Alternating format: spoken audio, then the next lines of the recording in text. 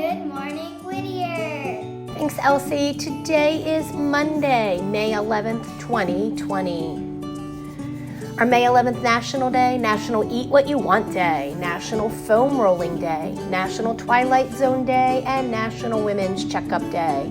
Our Whittier weather today, a high of 55, a low of 37, and the chance of precipitation is 10%. Happy birthday today to Ethan S. and Jaden S. We hope you have a great day.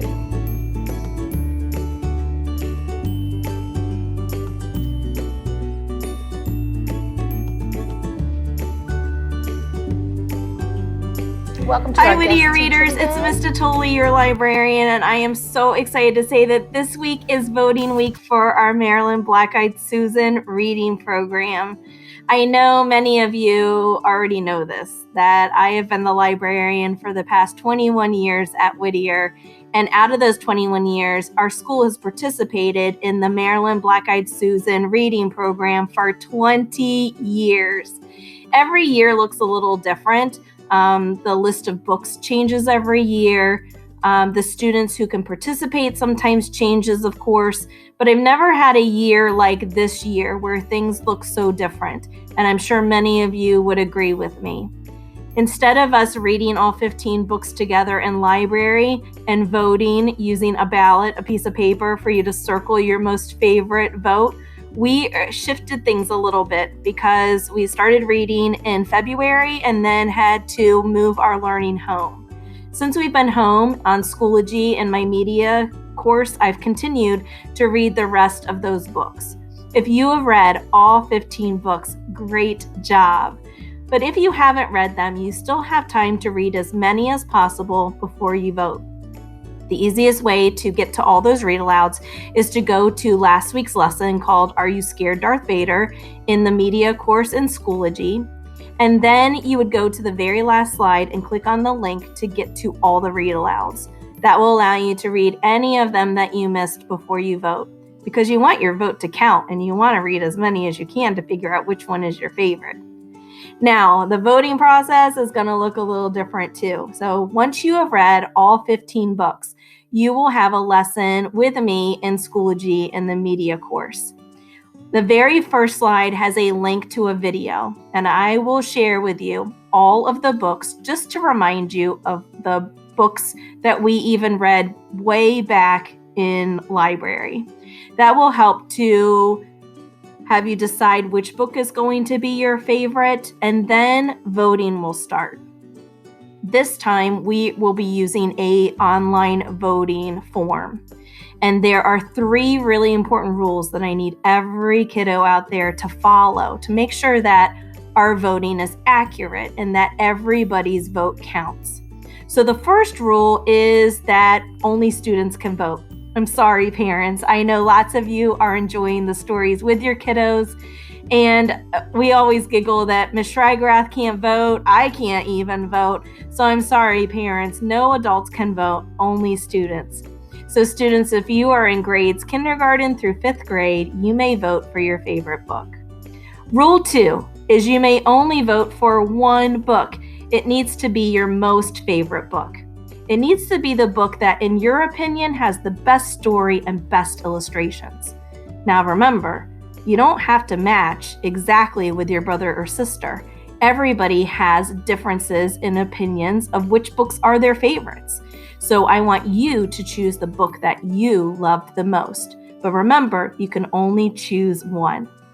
The third rule is even the most important rule, and that is please only vote one time. When we had our ballots, you only selected one answer and handed it to me. That way, everybody's vote counts. With this online form, I need you to do the same. I will give you directions on how to go through the form, but the most important thing is to remember you only submit your vote one time. That way, we can make sure that all of our voting is accurate before we send it to Annapolis. The very last thing that I wanted to remind you of is that when you are ready to vote, voting will open at 8:30 Monday, May 11th, and then voting will close at 10 p.m. Sunday, May 17th. You have all week to vote, so I would say use that time to read any books that you may have missed, and then remember, vote, students, for your most favorite book. Only choose one and only submit your vote one time. Thank you for helping us to do voting in a different way, but making sure all of our votes count. I want to thank you from the bottom of my heart for continuing to read with me in our Maryland Black-Eyed Susan reading program. I love that books bring all of us together, even when we can't physically be together.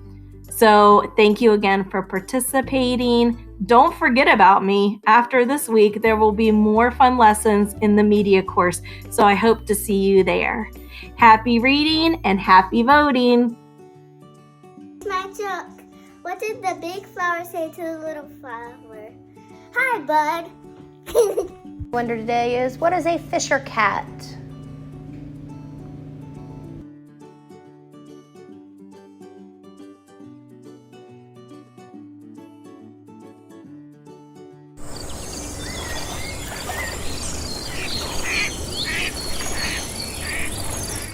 In the Pacific states, in Oregon, Washington, and California, female fishers range from about 3.5 pounds to 5.5 pounds in size, and males are twice that size, so there's a huge size discrepancy. Most people think about saying like it's a house cat with a really, really long tail, really fuzzy long tail, and that if you see one of those flitting through the woods, then that's probably what you're seeing. Their cousin, the martin, is much smaller. It goes by many names. People call them fishers. They're often called Pacific fisher on the West Coast to distinguish them from the fishers that also occur in the Rocky Mountains and in the East Coast and the Lake States. They've had the names of polecats, various names throughout history, but what we call them today are fishers. Fishers have a pretty general diet. In the West Coast, once again, they eat things a little bit differently than they do, say, in British Columbia. Now, in Oregon, Washington, and California, their diet's a little bit more general. They prey on small mammals. Better than 50% of their diet is on small mammals. They also eat a lot of carrion, so deer carcasses and things in the woods. They will eat birds. And when you get down into the southern Sierra fisher population, they actually will consume lizards and yellow jackets. Fishers are very, very elusive, very hard to survey for, very hard to study. And so we really need to come up with creative, non-invasive techniques to study the populations. The U.S. Fish and Wildlife Service has been concerned about the fisher for a number of years. In 2004, it became a candidate, and we've been doing lots of studies and investigations since that time in looking at different factors that affect fishers. And we're in the process right now of doing an evaluation about 10 years later here, looking at all of this new data related to new threats, which the rodenticide threat is a new identified threat, as well as really getting a better handle on home range use of fishers, what the prey resources are that they need, and potentially how wildfire, loss of habitat to wildfire, might affect fisher populations. Thank you, and I thought those cute, they were too cute on Fisher Cat on Wonderopolis.org, and thought we should learn a little more about them. Our wordplay of the day today is, what two four-letter words can you make from scent that sound the same but mean different things? Scent, scent, and scent. Wonder if you could use those all in sentences and post that on our discussion board in our morning announcements under today. Give it a try. Scent, scent, and scent. Disney trivia for today is, what is the name of the wind spirit? This is Joelle. What is it? Gail. Thanks, Joelle. What is the name of the wind spirit from Frozen 2? Our guest word of the day comes from Webster's, and the word is verboten.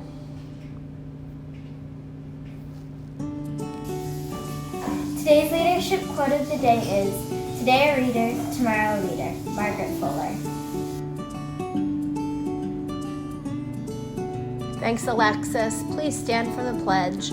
I pledge allegiance to the flag of the United States of America and to the republic for which it stands, one nation, under God, indivisible, with liberty and justice for all. That's all the announcements for today. Standard Whittier time is 8:55. Have a fantastic day.